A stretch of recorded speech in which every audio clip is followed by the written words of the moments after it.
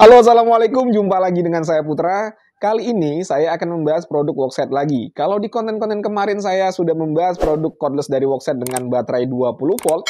Kali ini saya akan membahas produk cordless dari Workset lagi, tetapi dengan baterai yang lebih kecil. Baterainya hanya 12 volt ya, hanya 12 volt. Jadi saya rasa ini cocok digunakan untuk kerja-kerja ringan. Produk yang akan saya bahas kali ini adalah sebuah mesin bor. Nah, kalau kalian penasaran dengan performa dari mesin bor cordless dari Workset ini yang hanya menggunakan baterai 12 volt, stay tune, kita intro dulu.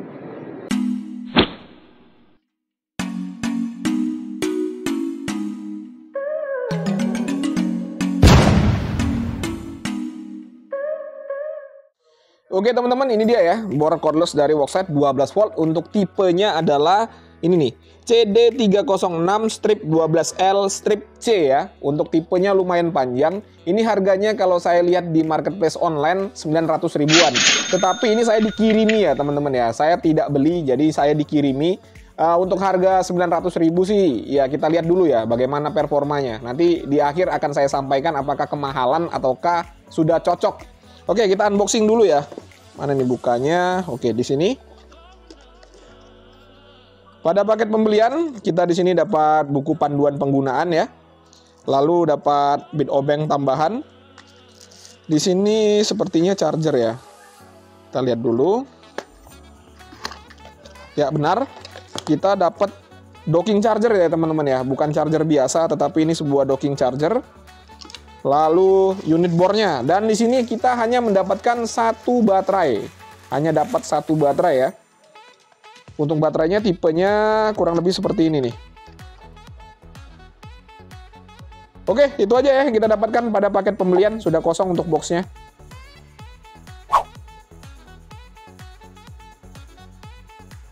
Untuk build quality-nya yang pertama baterai ya. Untuk housing dari baterainya ini plastiknya terkesan bagus dan premium ya. Tidak seperti plastik daur ulang. Untuk tingkat finishingnya juga rapi.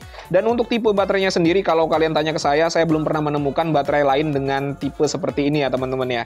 Jadi kalau kalian tanya bang sama dengan bor apa? Ini saya belum pernah menemukan, jadi saya tidak bisa menjawabnya. Berikutnya untuk docking chargernya ini juga terkesan lebih premium dan bagus ya. Material ban plastiknya sih biasa saja, tetapi ya ini rapih ya. Jadi terkesan mahal gitu. Lalu untuk colokannya ini juga nih. Ini lumayan berat ya. Lumayan berat di sini. Tidak seperti bor-bor Cina pada umumnya. Ini lebih berbobot. Dan untuk speknya nanti kita akan uji berapa output dayanya. Lalu kita juga mendapatkan bit obeng. Ini kecil ya. Nanti kita akan uji juga apakah bisa digunakan untuk bekerja atau tidak. Dan terakhir unit bornya. Kurang lebih bentuknya seperti ini ya. Kalau dari bentuknya sendiri sih ini mirip dengan bor Bosch tipe yang lama ya. Bor cordless Bosch tipe lama. Tetapi saya nggak tahu ya kalau ini meniru atau tidak. Yang pasti mirip-mirip saja. Untuk material bahannya, ya bagus ya. Khasnya brand global. Untuk material bahan plastiknya tidak terkesan murahan. Terlihat lebih premium. Untuk karet-karetnya juga bisa dilihat tekstur-teksturnya ini jelas ya. Mantap sekali. Rapih ya, tidak asal nempel.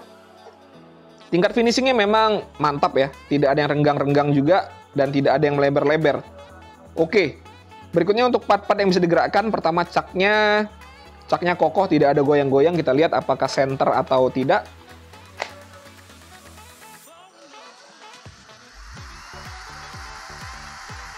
Ya, untuk caknya juga center ya, tidak ada geol-geol. Lalu untuk mode selektor dan torsi selektornya, ini juga enak ya, kliki.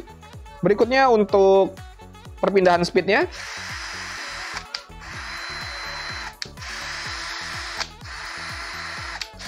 Ini juga tidak ada nyangkut ya teman-teman ya, mantap. Berikutnya reversible atau forward and reverse-nya. Sama, tidak ada masalah ya untuk forward and reverse. Terakhir trigger.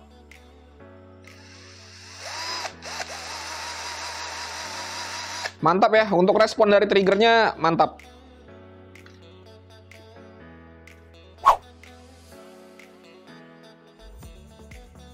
Untuk fitur yang ada pada bor ini, pertama untuk caknya ini sudah penguncian satu tangan ya. Di kecepatan berapapun kita tetap bisa mengunci, nomor 1 ataupun nomor 2 tidak jadi masalah. Berikutnya ada dua mode pengeboran, menyekrup sampai dengan nomor 16 torsinya dan juga mengebor biasa.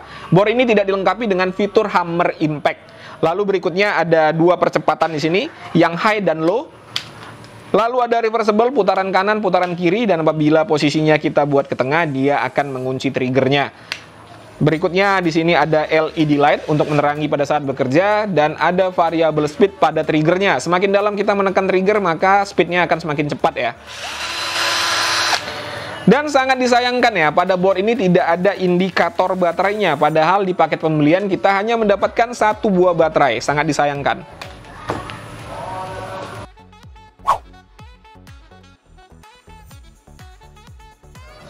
Untuk uji spesifikasi yang pertama, baterainya di sini dia ngeklaim untuk baterainya adalah 12 volt 1,3 Ah. Lumayan kecil ya. Sekarang kita akan lihat untuk spek dari chargerannya. Sudah menyala ya, berwarna hijau. Untuk standby-nya di 0,7 watt. Sekarang kita langsung colokin. Sudah mengecas ya. Ya, untuk output yang dihasilkan adalah 7 watt ya. Jadi lumayan kecil ya untuk outputnya. Kita tunggu baterai sampai penuh, nanti kita akan uji RPM-nya.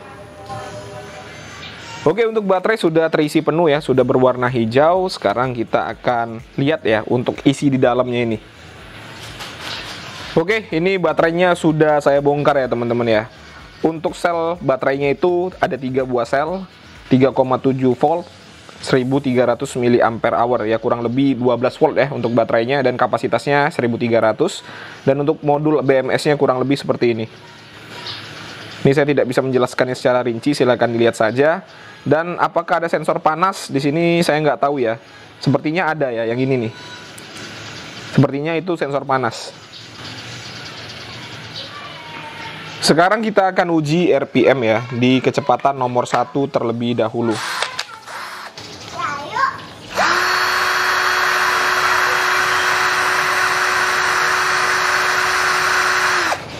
Di kecepatan nomor 1 391 RPM, kita ubah ke kecepatan nomor 2.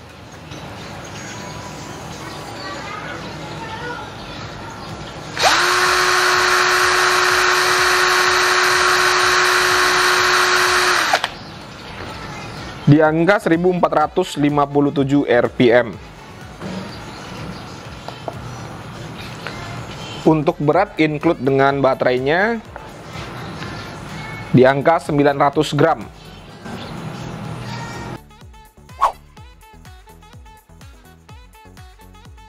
Untuk uji performa di sini saya menggunakan mata bor kayu ukuran 10 mm di kecepatan nomor 2 terlebih dahulu. Nanti kalau tidak mampu kita ubah ke kecepatan nomor 1. Modenya mode drilling, media pengeboran kayu mahoni.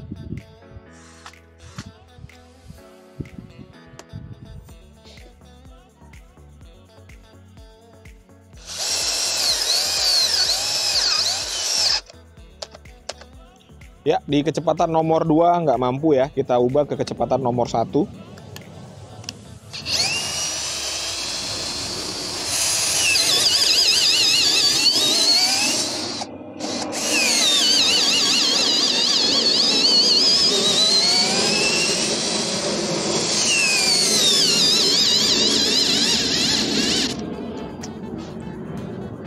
Pada kecepatan nomor 1 bisa ya, walaupun agak tenaganya itu agak sedikit berkurang pada saat mata bornya sudah hampir masuk secara keseluruhan, tetapi masih bisa sampai habis. Uji coba kedua saya menggunakan mata bor auger ukuran 10 mm ya. Di sini saya coba menggunakan kecepatan yang high atau kecepatan nomor 2 terlebih dahulu. Medianya masih sama ya, kayu mahoni.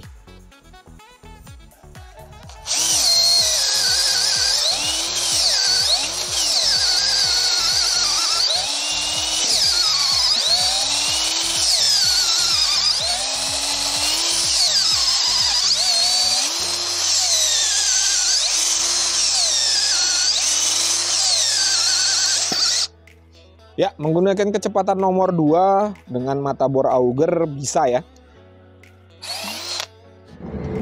Uji coba selanjutnya, saya akan mengebor besi menggunakan mata bor besi ukuran 7 mm. Medianya adalah besi holo. Di sini saya menggunakan kecepatan nomor 2 biar lebih cepat aja ya. Seharusnya kalau mau hasil yang bagus itu menggunakan kecepatan nomor 1 supaya mata bornya awet dan tidak panas ya. Tapi nggak apa-apa, ini biar cepat aja ya, namanya juga pengujian.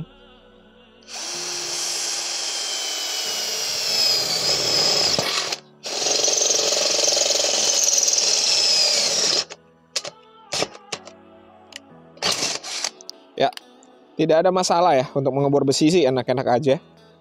Oke lah. Selanjutnya saya akan coba menggunakan baut baja ringan ya, untuk media baja ringan. Di sini saya menggunakan kunci sok ya. Lalu saya menggunakan kecepatan yang low atau yang rendah.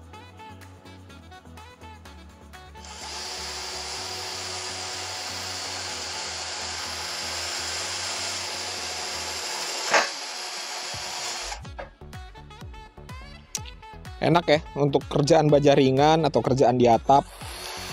Ini enak karena bobotnya ringan. Jadi dibawa-bawa kalau kita main di atap itu ya nggak susah ya. Beda kalau kita membawa bor yang 20 volt itu agak sedikit susah menurut saya.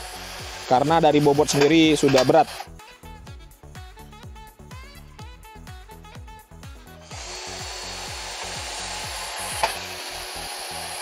Ya, untuk baja ringan ini enak ya. Nah itu tadi ya teman-teman ya, sudah disaksikan bersama-sama bagaimana ulasan lengkap saya mengenai produk workset tadi ya. Kurang lebih seperti yang kalian saksikan. Berikutnya saya akan menceritakan bagaimana feels-nya atau bagaimana pengalaman saya menggunakan bor itu tadi. Jadi ini murni opini pribadi, kalau kalian punya pandangan yang berbeda tidak jadi masalah, dituliskan saja pada kolom komentar.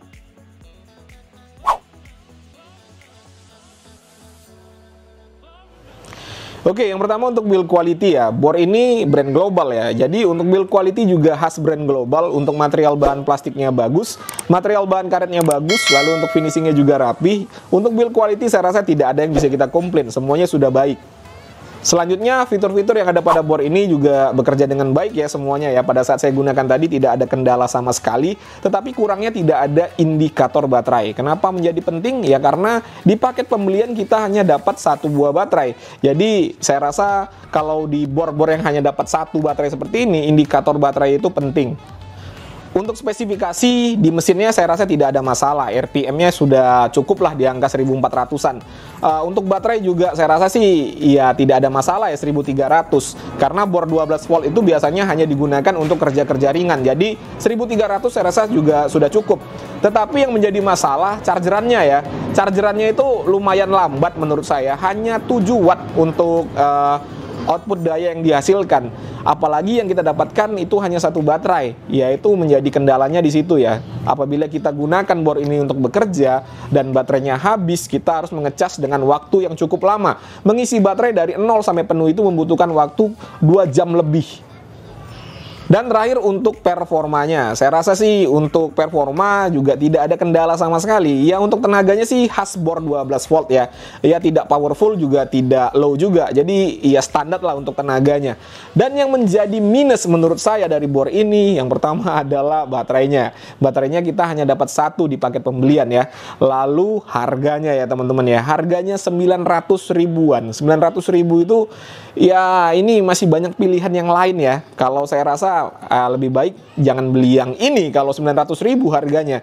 Jadi ini masukan juga untuk workset supaya diperhatikan untuk harganya.